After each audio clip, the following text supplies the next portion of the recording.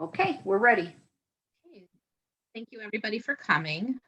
This is the Strategic Planning Committee on April 14th. We have various council members, the mayor, some administration, and the committee, as well as GPD Group, who will be presenting what they would. Michelle, I can't hear you. Can anybody else hear you? Yeah, we I can hear her. clearly. Yes, I can hear Yeah, her. I can hear her clearly.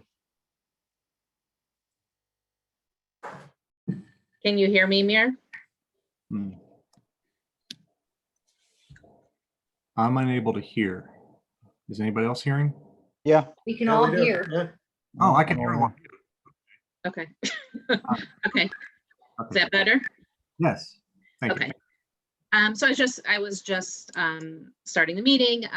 We are going to start with GPD Group, which will present how an assessment of our facilities will be done, and we will open the floor up to questions afterwards. And then we will continue with some discussion of benefits if we have time. If not, we will put that in another meeting. So I think, Rodwell King, you're going to be doing the presentation? I'm going to be in control of the PowerPoint, but all three of us are going to be talking. Okay, so we have Mr. King, Mr. Dowish, and Mr. Chuney from GPD who will be presenting on the assessment. So thank you very much for joining. Thank you, Mrs. Weiss. Since our last, strategic planning meeting, GPD has met with the mayor a couple of times. We met with you, Mrs. Weiss, concerning, the assessment of the facilities of the campus, City Hall campus. And we're going to have a short presentation here showing some of our recent experience with doing that planning for other cities.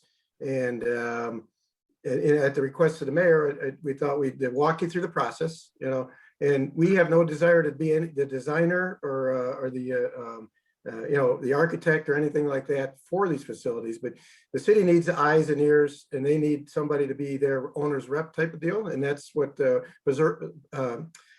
services we could provide. And being the city engineer since 1991, I mean, we have a long history here. We know all the directors personally, and I think we can get our heads together and plan for our future with this process. And Rodwell is going to start. There we go. And Rodwell, I'll just turn it over to you, and you can go ahead and get started on our presentation. And we'll take questions and answers at the end. Thank you. This is our brief agenda introduction. We'll talk a little bit about the process, give you some examples of our experience, tell you why we are a good fit, and then open it up to questions afterwards. Yeah, and I neglected to introduce everybody, and I'm sorry about that, but with me this evening is Mo Darwish, and he's our Senior Director of Planning at GPD, and Rodwell King, who's already been speaking here. He's our Senior Architect and Planner, and he's a Master Planner and expert in that field for the GPD Group. Go ahead, Rodwell. Thank you, Joe. So we'll talk about your project, and this really is the reason for the project. I always like to start with why, what, and how. I mean, the purpose of this is that you have aging facilities. Over time, they've not become responsive to the needs of the city, nor to the needs of the community. What we're particularly talking about is things like the City Hall and administration, the various functions that are housed within City Hall, service, police, fire, economic development, housing and community development, things like that. And there's a need for transforming and developing the facilities that house these functions. So the how is that we would do a needs assessment. We would do a facility condition survey, determine what property is available. Then we have some technical due diligence aspects, such as doing some surveys, some geotechnical work, environmental, seeing how we could possibly fit the program on your possible site, reviewing your zoning and parking analysis for the site, which is a big part, as is the stormwater. You know, there's every little bit of hardscape that we put up, whether it be parking or building, generates a need for some stormwater management. So we would need to take a look at that. And it's all really about becoming the community of the future. You have a very vibrant community, very good community. And, you know, we're all going to spend the rest of our life in the future, and particularly you will all, because that's your particular community. So our process, just expanding a little bit upon what we said before, was we will go through some building assessments, take a look at your existing building. We can take you on tours of similar facilities, which we've done with other cities in the past, particularly fire and police. There seems to be quite a few new of those facilities. City halls, not so many new ones these days, but we can take you on tours so you can listen to other people. And you know, the biggest lesson that I've learned from these things is what not to do. If you had to do it over again, what would you not do? And those are valuable lessons to pass on to somebody contemplating a redevelopment of the city center. We'll go through the programming, which is, and I've got a slide on that a little bit further on. It's really looking at what facilities need to be contained, what square footage do they need, whether they would fit within an existing building, or whether, you know, your needs are such that you would need preferably a new building, because I think adding on to what you've got is probably not good use of public funds. We'll take a look at the site, as I mentioned. We'll develop some options. And obviously, allied with those options, so that you can make decisions, would be developing some high-level estimates. Because you haven't built any or haven't designed anything, we can't do a very detailed estimate, but high level, and determine a schedule for implementation, which is the last part of the plan. And this is where you would decide in which direction to move and how you're going to deliver that. So we'll talk a bit about that also on the way through. Building assessments. The pictures on the left you're very familiar with.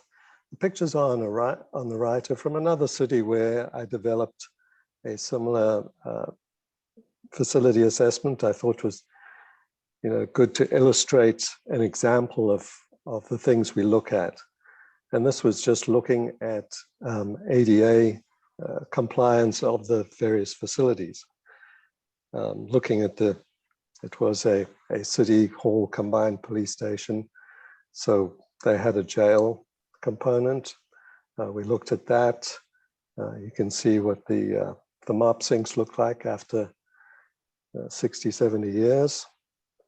Just an example of a wall-hung electric water cooler, which is not really ADA compliant because of the way it's built in, and a wider bathroom stall.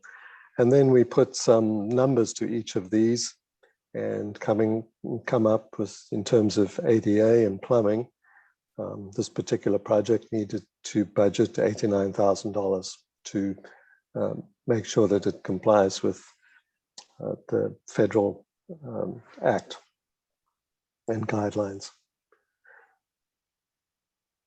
Tours.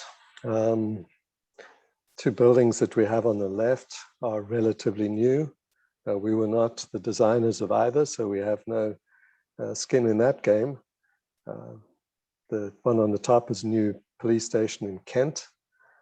that's been in operation a couple of years.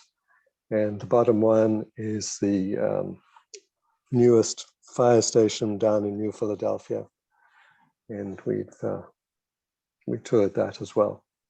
Just if I may interject, Rodwell, for 1 Mhm. second. The purpose of these tours, because the one at the top for the Kent Police Station, we did the master planning and we're owners rep for the city of Brooklyn. So we helped the mayor, chief of police to take a tour of that facility so they can look at it.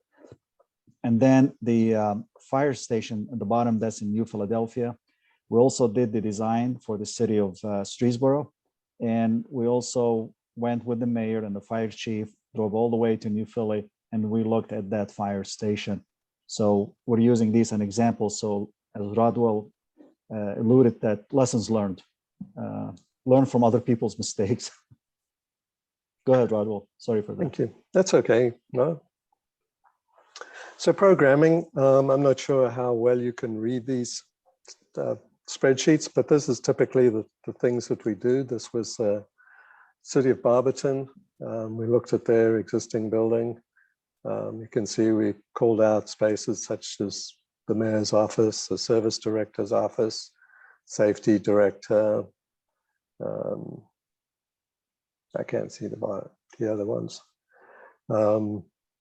And then over on the right-hand side, we've got an example also from Barberton of the police department. And this is just segments of the program because this runs into a document that is probably about 20 pages, just the programming, because we interview all the stakeholders and determine space needs, go back and check that we've heard everything correctly, and develop square footages and see how that works. Some of these, of course, are always on a wish list item and not so much the needs, but it's good to memorialize this stuff just in case that somebody says at some point, oh, we forgot about so-and-so and what are we going to do? So it's good just to document everything. It's part of the master planning. Master planning is not, we're not constrained by a budget yet. We'll develop the master plan, which is, all encompassing, and then we can pare that down when you decide to move ahead with a project and you have a budget in mind. Our due diligence, this is, as I said, it's the technical part, looking at site survey, looking at the geotechnical, looking what's underneath your current sites. People say, well, we've got a building there, it's got to be good ground. Well, we've discovered sometimes as unpleasant surprises that maybe the building has been sitting on some unsuitable soil and it's been sitting on caissons, and everybody thought, well, it's just sitting there on regular good bearing dirt. So it's good to take some borings around the area in the open where there are no buildings. Of course, we can't dig under the building or go through the building, but we'll take some and get a best guess of what's going on with your property. We also need to do an environmental assessment. The federal and state guidelines that we have to follow with the EPA. We need to do these environmental assessments, see whether you've have any old oil tanks, gas tanks. We know that you've done some remediation of that, but we just need to do our due diligence so that we can say, yes, we've actually looked at it and we got a pretty good idea of what's going on or not going on. Once we've got our program, because these things, the due diligence really runs in parallel with our building programming, we'll develop fit plans to see whether the building or buildings are big enough, as you currently have, and I suspect that they're not, which is why you have been talking to us, and how big a new building would need to be.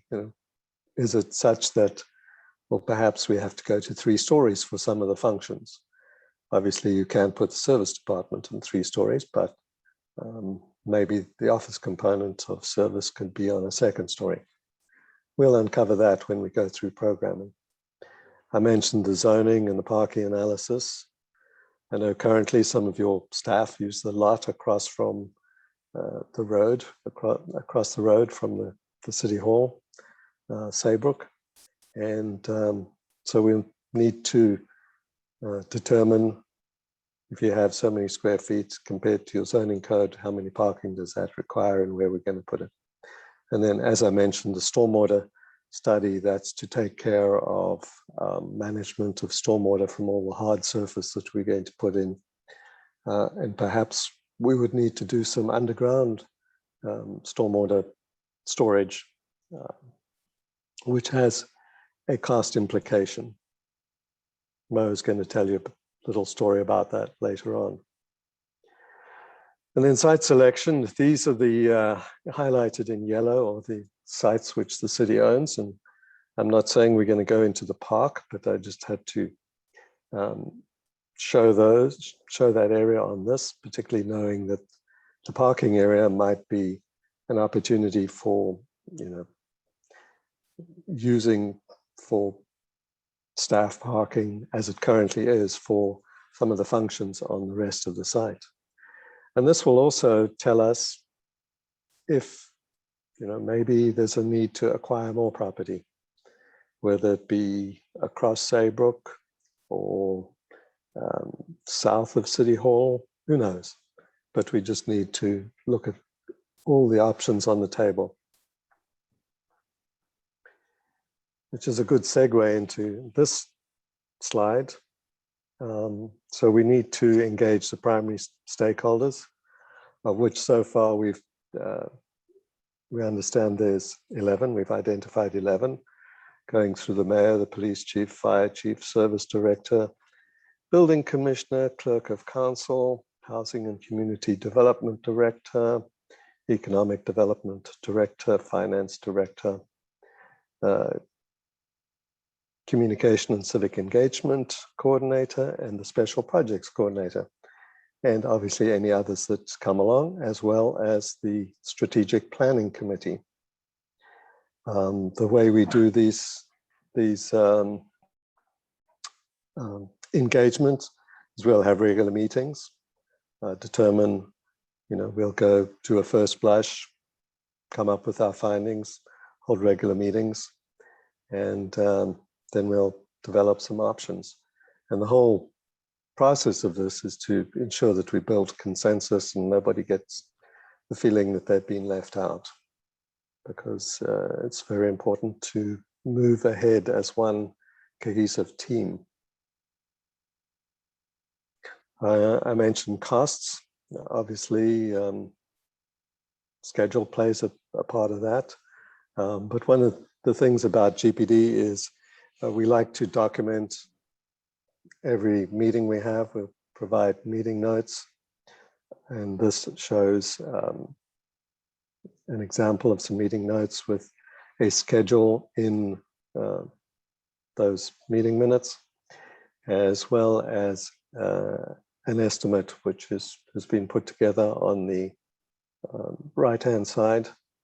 Again, these are pretty high-level estimates. They're not going to get into detail of how many toilet fixtures you need, et cetera, et cetera. We'll just distill it down to some basics. You need X amount for plumbing and wall finishes, really looking at a lot of the things which will obviously compare what's existing, the costs of renovating that with cost of building new. And then we come up with a plan for implementation. Mo mentioned that we've been working in, or are working in the city of Brooklyn. we did the master planning, then transitioned to the owner's agent services. This is a rendering of the new police department, which is designed by another firm of architects.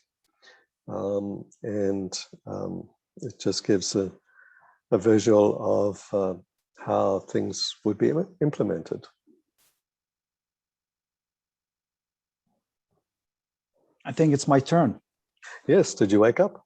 Yes, yes.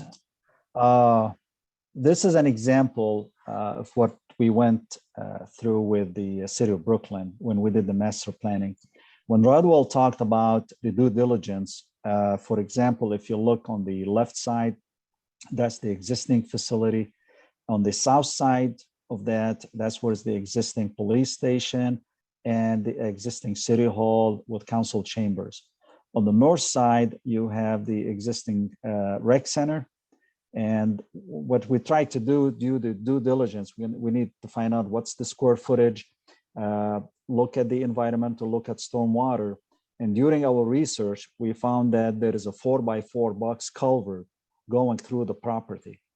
That was an indication and raised a red flag. Be careful, because we don't want to put a structure over that 4x4 box culvert.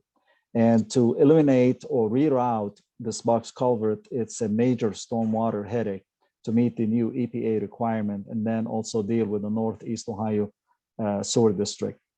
So if you look on the right-hand side, we try to situate the new facilities and new buildings in a way that to avoid that box culvert. At the same time, we were very sensitive to the city needs to have a phasing because we want to keep all the services in place and not distract any services and build in a new location while while everybody is working on the south side in the existing facility. So that is, we had to, you can see through the legend, the city hall, where the council chamber, the police, and then also the Cuyahoga County Library, they decided to build a new library on the south side. And this is also part of, we're trying to figure out if it's going to be a P3 concept, public-private partnership, see if, in a way that if they want to build a new health and wellness facility with a medical office operation, which subsidize the investment, and that's going to be a part of the private partnership in this project. But that part is on hold now. Everything is moving forward with the city hall, with council, chambers, and then police. And I think the library they're ready to start the planning sometime this year. The next project, also when we talked about, the due diligence.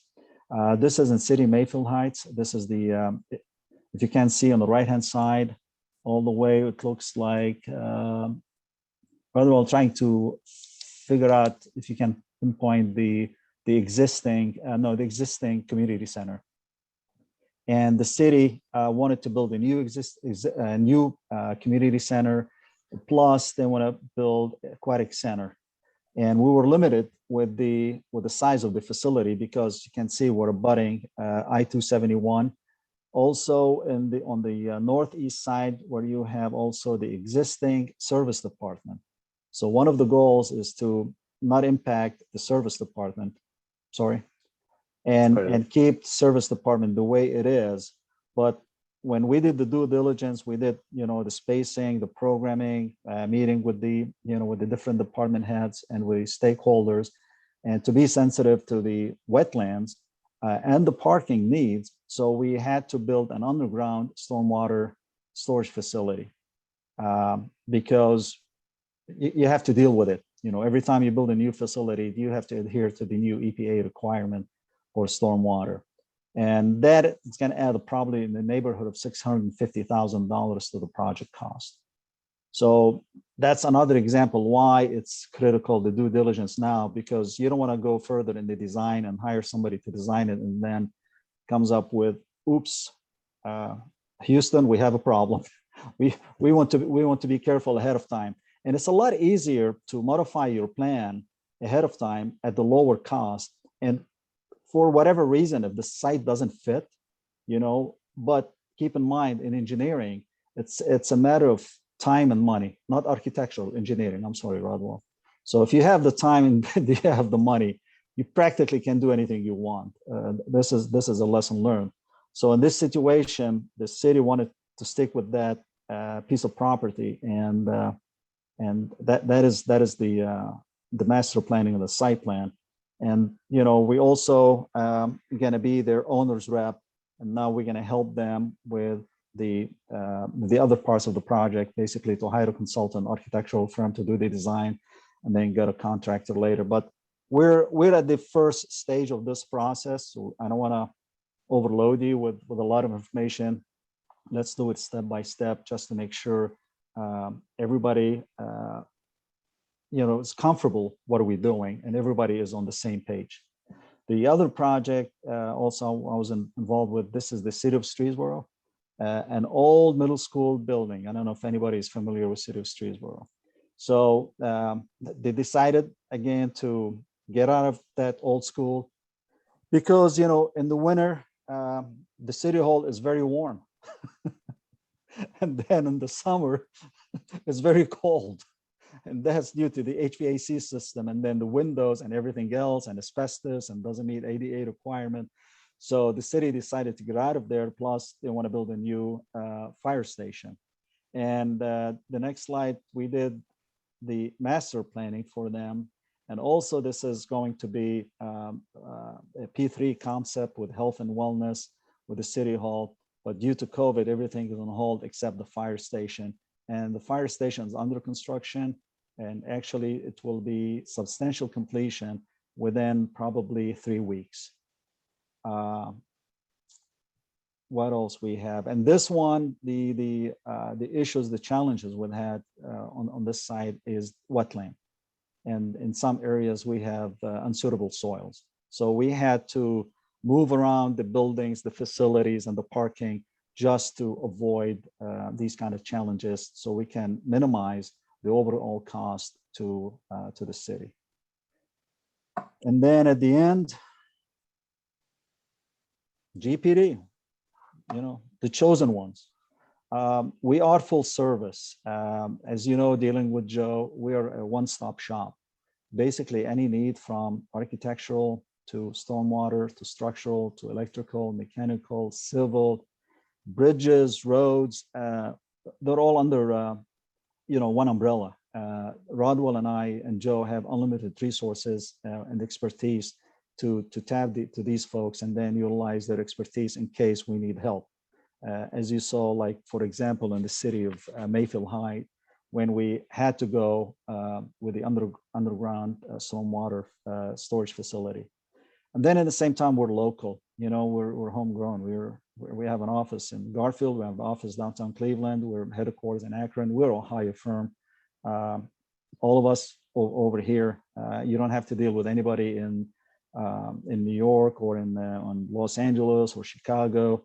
We're a few miles away from you, and we can handle all the challenges or any concerns that you may have. And we have the experience, as we showed you. I mean, these are a few examples. I mean, we're working with the city of Barberton. We did the master planning. Right now, we're doing a master planning for the city of Chicago Falls for the electrical administration building. That's $12 million job. And we did for the city of Akron, their water department service there for their maintenance. So we're not new on the block. We're not learning now. We already have the experience. That's why we have a lot of gray hair, except Joe. For whatever reason, Joe doesn't have gray hair, but we learned through the process. And we're familiar with your city. Joe been serving you since how many years, Joe? 1997? 1991. 1991. So with that, we're open for questions, concerns, issues, whatever you have, for either one of us. Question about, just to let everybody know, what do you think the timeline would be for the full assessment? Rodwell, we did, you were in South Africa, and we did Mayfield in what, 2 months? 2 months, yeah. But we didn't assess their existing buildings. We just Yeah. did the planning. You could probably add about 6 weeks onto that to do the needs assessment and building assessment. Can do simultaneously. Yeah, You know, Yeah. we can have the, you know, the other part of GPD can start the physical assessment of the existing facility while, you know, we're doing the programming. So we can run, these two items can run parallel. You would still want to do an existing assessment, even though we know the facilities will not Yes. be used? It's really a good idea just to show the public why you're doing it. You know, we're using public money here, and everybody, when they see, oh my God, look at them, they think they have a lot of money, they're building new buildings. Well, wait a minute, that's not the case. You know, when we do the assessment for the existing facility, you know, the rule of thumb, if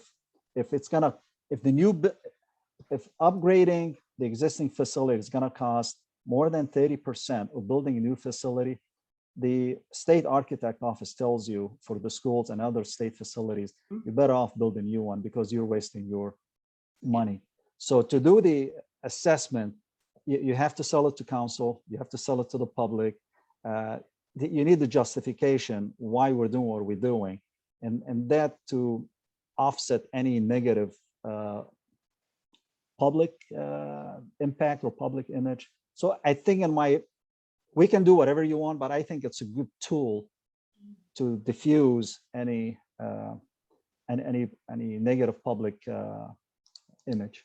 No, I think Mr. Darwish is exactly right, because from the outside, it's just this charming little stone facade, and we managed to get, you know, scale down the new fire truck to make it fit, and you have no idea the depth and breadth of decay that's going on inside and how badly it needs to be replaced. So having that to really show people, you tell them all you want, but if they actually see how bad it is, that could be a really useful tool.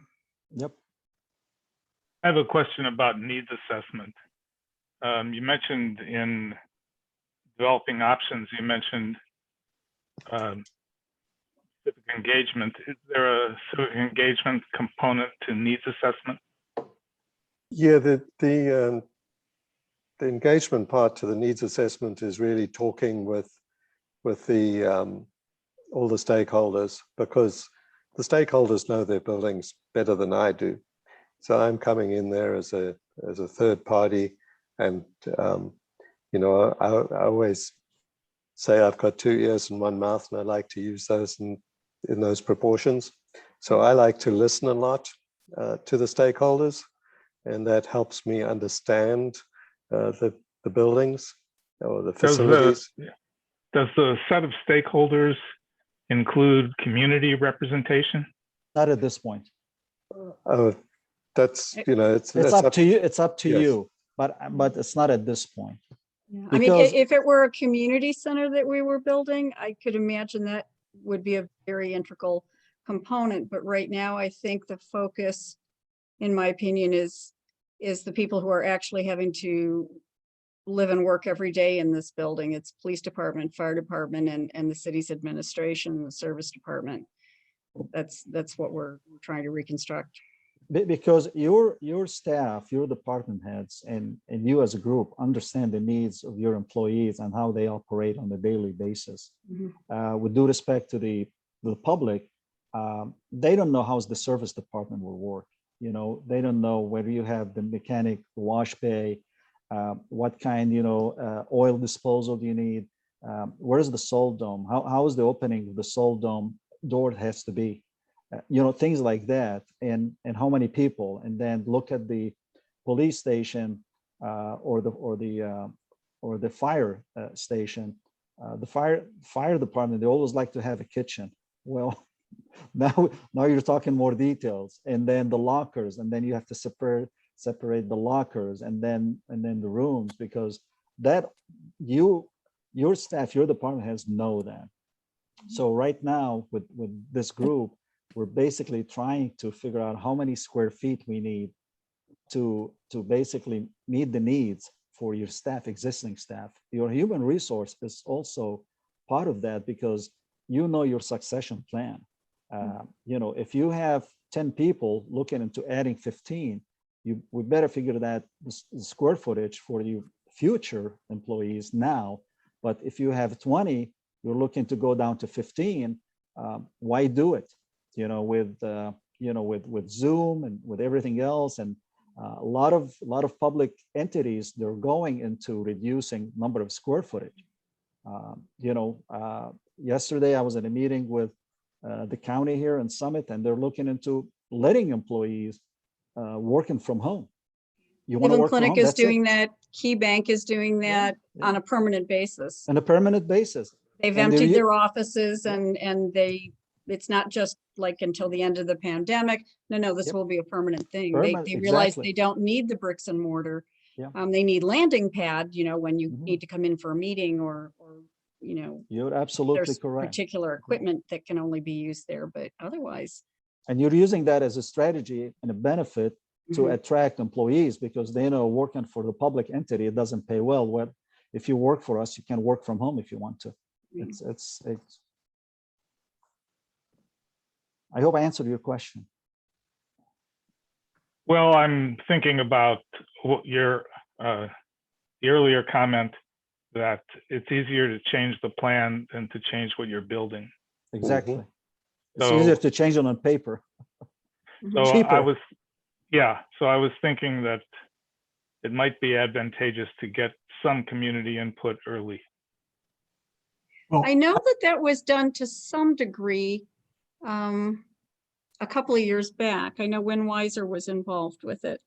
I think the mayor could speak to this. There was discussion about the future of city facilities, yes. and it was community involvement. There was community involvement at that level, and the gist generally was that we should move in this direction, that we should be moving to doing something more professional and formal with respect to a true needs assessment. The community input at that point was that we definitely did need to make changes, make upgrades, that the buildings themselves were decrepit and obsolete. To Rick's point, though, I do think there is some. I mean, I don't, as Mo was saying, I wouldn't expect much community input with regard to finer points with regard to service department features. Yes. But when it comes to a community room component, to the extent that we would have something that passes for a community center, or that the administration building has public rooms available, or how we interface with the public. I mean, I could see how some public input would be appropriate somewhere along the way, but especially at this particular juncture, getting the stakeholder input with regard to what the police department needs, what the fire department needs, what the existing and projected general departments do need in order to serve the community. That is, those are critical. And to the extent then that we are looking at additional facilities for serving the community, that would be, I do think there needs to be some sort of information gathering there, but I don't know how that necessarily folds into this phase. Mayor, our experience that comes after the master planning, that's when we do the rendering, because the public's looking for square footage. They don't have, they need to see how it's going to function. And then how is, as you just mentioned, how is the different public side to the city, how it's going to interact. And that come through the rendering, and then we were done, and then show how's the transition, the movements, and all the circulation, how it's going to work. They like to see, as you mentioned, is there a reception? Where do I go to council? How big is council chambers? Those things like that. I Yes, think there will- too, I mean, I worked for an architectural engineering firm for a number of years, and building municipal centers or community centers or schools, the community always, it helps with, just overall engagement, with the community and how they're getting them excited about it as to what it's going to look like Mhm. in relation to everything that surrounds it. And people have very strong opinions about that. So that's always a time down the road, like Mr. Darwish says, that community involvement is important. And there's no way in shape we're ignoring the public and the community. No. No way. We're not saying that. We're not doing that. We're not going there. They're Well, paying for it. They have the right to know Yeah, what they're getting for their investment or Yeah. for the taxes they're paying. yeah. It's their city hall. Yes. I have a question. What about the other public entities that are in University Heights, such as the library and the school district?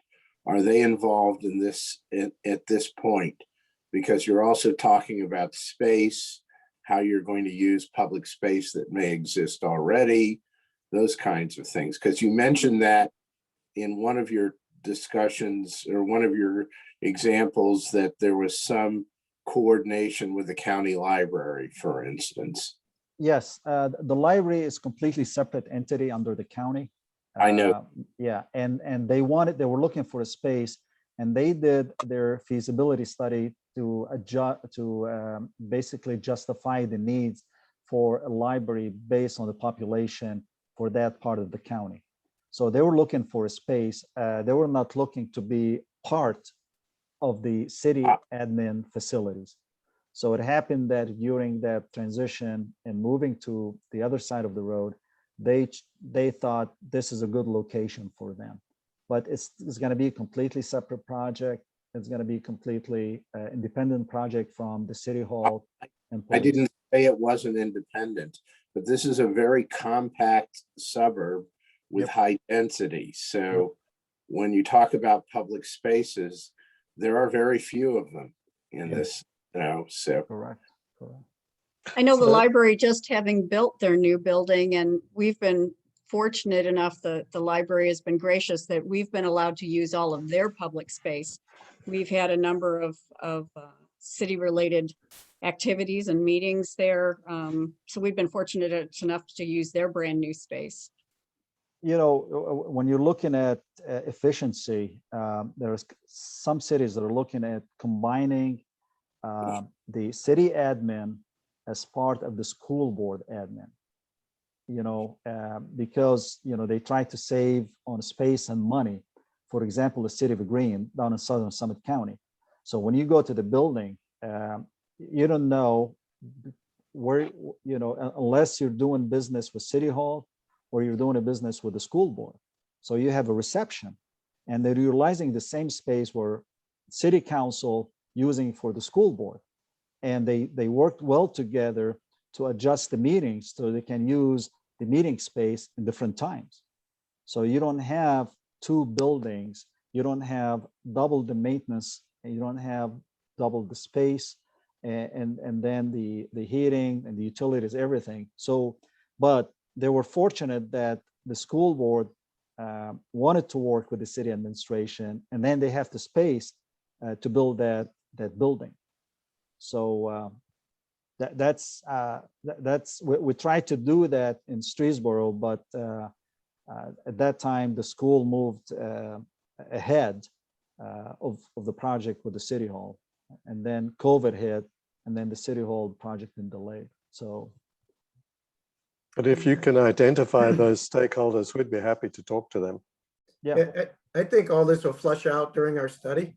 My gut feeling is we don't have enough room now on that site for what we're going to need. We are going to be looking at different land, other land, maybe not. I don't know. At that point, we bring in these other stakeholders, I think, Right. if they own something or they want to share. I mean, we all know Wiley is there, but it's a school building. It's it has issues as well. And but I think That's some why of they it moved to a will new also school. flush out. It's a good question. I think it will flush out during our study. Joe, I think you're right. I think we should be focusing our study at this point here at our site with regard to municipal needs. And it may come to pass that we will shift gears, add stakeholders, and look at a larger picture, potentially at a different site. But even if we wanted it as a point of comparison, one versus the other, we would want this study done first in order to then compare what could possibly be at another site in the city. Definitely.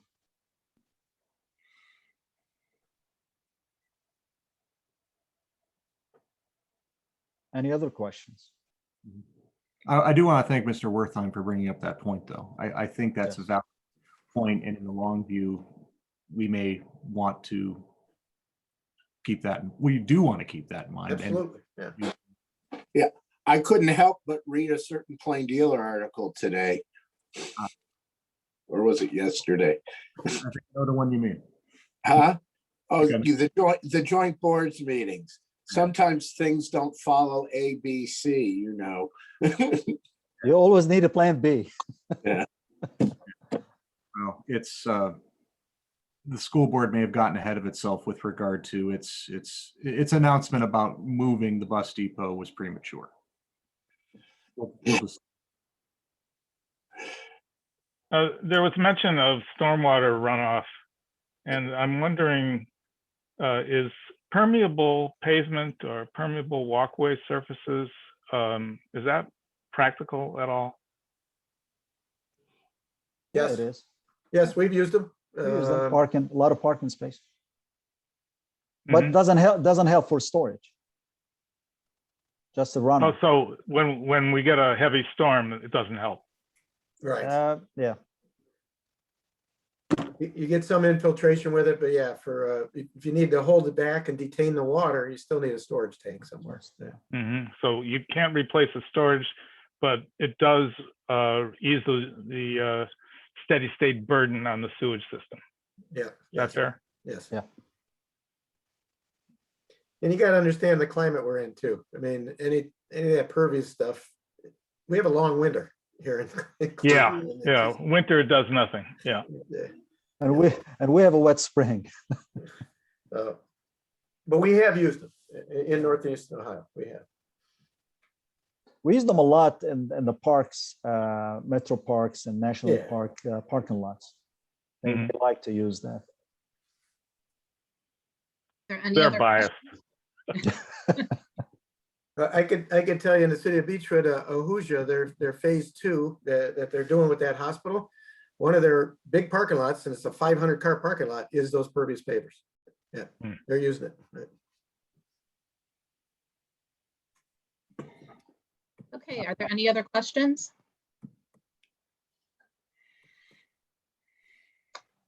Right, I really want to thank our presenters. I think we have a great plan. What I would like to do before we move on is to make a motion to get this on the council agenda. Mayor, is there anything else before we put that on that you foresee?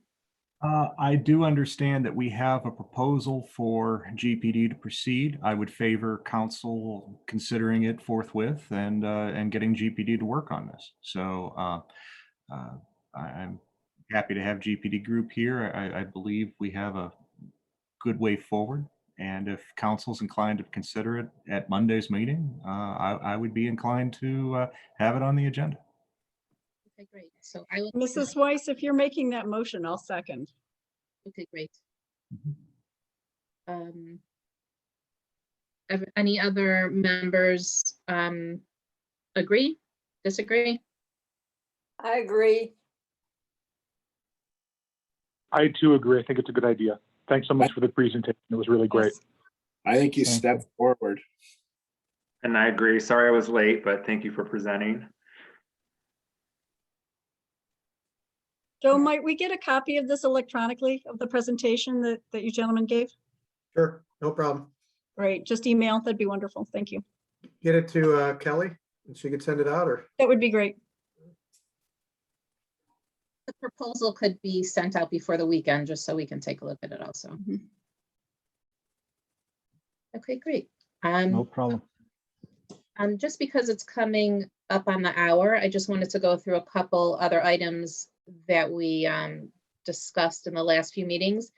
Because we are so delighted that this group can do the assessment, we do not have to go and create an RFQ for it. So that actually puts us ahead of our schedule. Mhm. And we can therefore, in our timeline, move up some other things. So at the next meeting, I'd like to finish, which we have not finished, is our strategic objectives. And I'll actually send that out again for everybody to look at one more time. And that might actually take the whole meeting, we'll have to see. But if not, I'd like to start on performance outcomes as well, which will be more than one meeting. We have Dennis created a capital asset spreadsheet that took everybody's information from our last meeting. And now we have a template that we can go forward every single year. Right now, it's pulled out, I believe, 5 years. I can't remember, 5 or 10 years. I looked at it. It's 5 years, and it's primarily was put together by Mrs. Drucker. So give her all the credit there. Thank you, Mrs. Drucker. That'll be tremendous when budgeting. That's very, very helpful to have. Thank you both. Yeah, all of the directors reviewed it just to make sure Yep. of accuracy as well. So we have that going forward, which is actually not a small accomplishment. It's This huge. is Well, something that is much needed. It's certain directors reviewed that. We should be clear on that. It's police chief, fire chief, service director, and of course, finance with Dennis. And Susan, who else? And Mr. Cheney. Mr. Cheney, right, thank you. So you're right, obvious. So those are the directors that have put those in.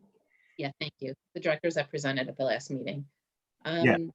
And we do have some revisions to the handbook. However, I think what I'm going to do is, because council is going to have to review that and vote on it as a whole anyways, I'm going to make a separate council of the whole meeting to just get that handbook on the agenda.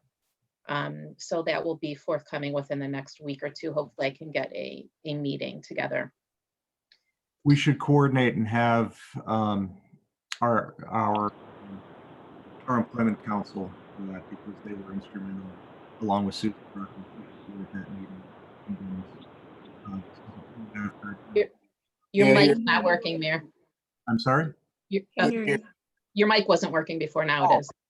Okay, I was going to say, for whatever meeting where we go over the PPM, we should have Mrs. Drucker, Mr. Kennedy, we should have our outside counsel, Jeremy Iosu, and his associate, Jason Hartzell, who were all instrumental in putting this together. So whenever we have that, we should make sure that we coordinate their schedules as well. Okay, great. Are there any other questions before we adjourn? All right, I just want to thank Mrs. Drucker and Mr. Kennedy again for all of their hard work on this. And of course, GPD group. And we'll look forward to our next month's meeting. All right. Thank you. Hey, Thank Good you, evening, everyone. Have a everyone. great Thank you. night. good night, Be everybody.